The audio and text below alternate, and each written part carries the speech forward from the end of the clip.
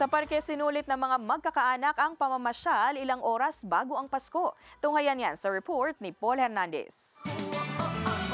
Kung naka-Noche Buena mode ang marami bago pa man pumatak ang alas 12 ng hating gabi, sa labas ng kani-kanilang mga bahay piniling sulitin ng maraming pamilya ang bisperas ng Pasko. It's a Christmas tradition para kina Angelito na igala muna sa pamamasyal ang mga anak at apo.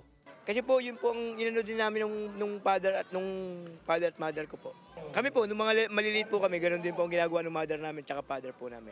Sightseeing din daw sa plaza ang habol ng pamilya at mga kaibigan ni Glenda. Iba yung ingay nila para masaya. Kaysa sa ingay na stress.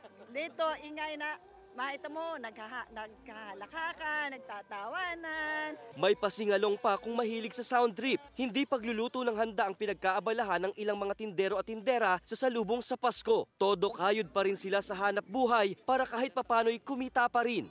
Para po may pera sa Pasko. At saka maibili ang mga bata ng mga damit nila. Para po makatulong sa mga magulang. Umalalay rin sa mga namamasyal ang pulisya at mga force multiplier para matiyak ang seguridad. Para sa marami, hindi problema ang budget sa pamamasyal. Mahalaga para sa kanilang naitatawid din ang kahit papano'y kagustuhan at kahilingan ng mga kaanak sa simple mang paraan.